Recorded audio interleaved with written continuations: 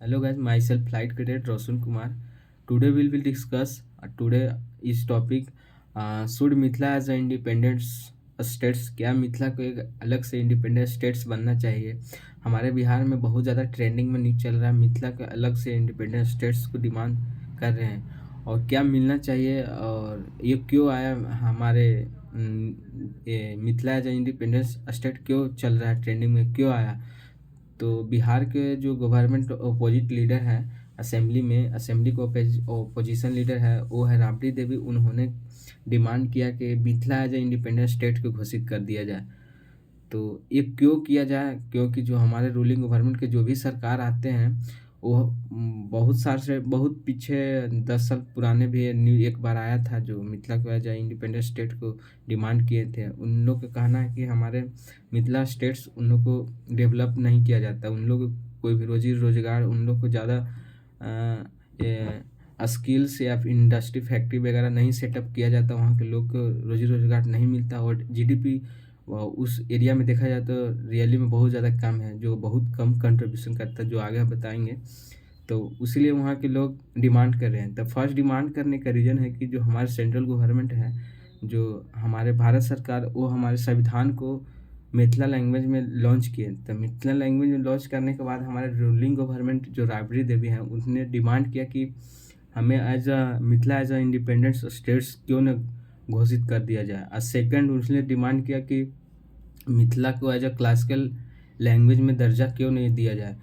तो क्योंकि वहाँ का मिथिला एज ए पेंटिंग भी जानते हैं जो बहुत ज़्यादा फेमस है, कल्चर हेरिटेज में है। तो इस कारण से उन्होंने बोला कि हमें एक क्लासिकल लैंग्वेज की भी दर्जा दिया जाए और सेंट्रल गवर्नमेंट जो हम लोग पर ज़्यादा ध्यान नहीं दिया जाता है तो से Mithila as a independent states भी बना दिया जाए।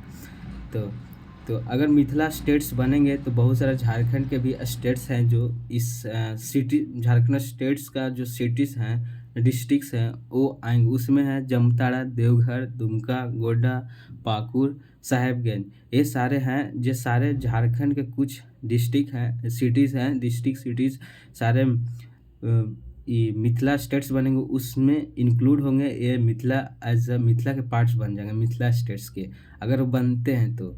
और क्या जो सेंट्रल स्टेट्स जो सरकार अपोजिट लीडर जो क्लेम करता है कि सेंट्रल गवर्नमेंट जो सिर्फ बिहार के सेंट्रल डिस्ट्रिक्ट वाले एरिया में ही डेवलपमेंट का कोई भी स्कीम, वहाँ ज़्यादा डेवलपमेंट, ज़्यादा रोजी रोजगार भी मिलता है, वो वाला एरिया है पटना, बेगूसराय, मुंगेर, भागलपुर, नालंदा। तो बॉटम वाले डिस्ट्रिक्ट जिसके बारे में अगर as a independence Mithila as a independent state बनेगा, उस एरिया में कुछ पार्ट्स है जो मेजरली ये सारे मिलकर ही बनेंगे जो मिथिला स्टेट बनने में कंट्रीब्यूशन करें। वो है अररिया, सीतामढ़ी, मिथिलांचल, पूर्व चंपारण, मधुबनी, सुपौल। जो हाई डोमिनेटेड सिटीज़ बोल सकते एरिया है, बेस ज़्यादा कवर करते हैं, इन सारा मिलकर Mithila as a independent states बनेगा अगर बनेगा तो क्या अगर हम गवर्नमेंट का डिमांड है, गवर्नमेंट कहना चाहता है कि अगर क्या हम लोग इंडिपेंडेंस कर दें Mithila as a independent states तो क्या अपने आप को सर्वाइव कर लेगा। तो मेरे अनुसार लगता है कि नहीं। अगर किसी भी किसी भी स्टेट्स को इंडिपेंडेंस अगर बनना हो, अगर बनता है तो उसके पीछे उसके बैकअप भी रहना चाहिए, जो अगर अपने स्टेट्स के लोगों को, वहाँ के पॉपुलेशन को जो रोजी रोजगार जॉब दे सके, खिला पिला सके, यानी फ्यूचर कुछ उसे दिक्कत ना हो।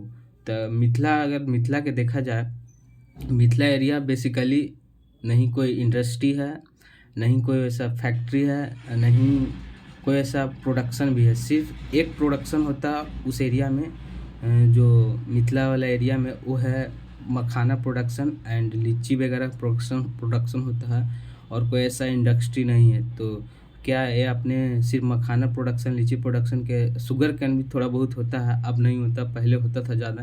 तो इसके बदौलत अपने स्टेट्स को चला पाएंगे? मेरे साथ नहीं। तो और सेकंड रीज़न है वो एरिया एग्रीकल्चर डोमिनेटेड एरिया भी है और साथ में उस एरिया हाईली फर्टाइल लैंड है। तो लैंड होने से नहीं कुछ होता है, बेसिकली उस एरिया में एग्रीकल्चर करने के लिए सूटेबल क्लाइमेट ज्योग्राफिकल फीचर भी होना चाहिए, वो भी नहीं है।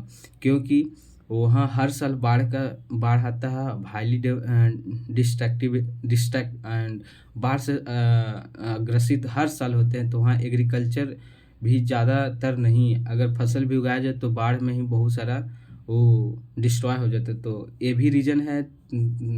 एक तो रीजन फैक्टर है जो इसके आप हाईली डिमांड किया जा रहा है Maithili as a independent state घोषित कर दिया जाए तो ये सिर्फ एक ही फैक्टर है जो वहाँ रोजी रोजगार इकोनॉमी को अपने आप को मेंटेन कर सकता है, वो है एग्रीकल्चर। वो भी बाढ़ में ही वहाँ ग्रसित हो जाता है। तो ये भी एक एक्स फैक्टर हो गया जो उन लोग के इकोनॉमी में बूस्ट करने में या अलग स्टेट बनाने में अपने आप को हैंडल करने में मदद नहीं कर पाएगा। और क्या रीज़न है जो सेंट्रल जो स्टेट्स हैं जो हाईली डेवलप हाईली जीडीपी में कंट्रीब्यूशन करते हैं, तो वो रीजन है पटना में सेंट्रल वाला स्टेट में आते हैं। पटना, भागलपुर, गया, राजगीर, नालंदा, ये सारे एरिया आते हैं। उसमें जैसे पटना में है आईटी हब है, इंडस्ट्री है। गया में लेदर इंडस्ट्री है और भागलपुर में ऑयल रिफाइनरी वाले इंडस्ट्री है और बेगूसराय में है रेलवे इंजन का फैक्ट्री है। ये सारे है जो हमारे सेंटर ऑफ बिहार स्टेट्स है। सेंटर ऑफ बिहार जो डिस्ट्रिक्ट है, एरिया है, वो हाईली डेवलप है। हाईली डेवलप के साथ साथ इकोनॉमी जीडीपी में भी सपोर्ट करता है। इस कारण ही है जो central government central area of Bihar state का जो सेंट्रल वाला बिहार स्टेट है, जैसे पटना, भागलपुर, बेगूसराय, गया, राजगीर जो हाईली डेवलप है। और मिथिला वाले एरिया यही रीजन है जो फ्लड्स से ग्रसित हो जाते हैं। फिर वहाँ पर कोई इंडस्ट्री नहीं है, वहाँ के लोग रोजी रोजगार और इकोनॉमिक में 5% कंट्रीब्यूशन टोटल करते हैं।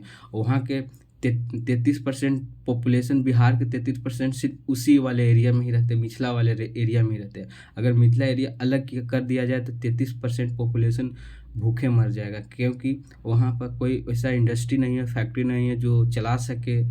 तो ये सारे फैक्टर है जो Mithila as a independent state नहीं बनना चाहिए मेरे अनुसार से। और सेकंड हमारे तेजस्वी जी एक स्कीम बोले मिथिलांचल डेवलपमेंट काउंसिल।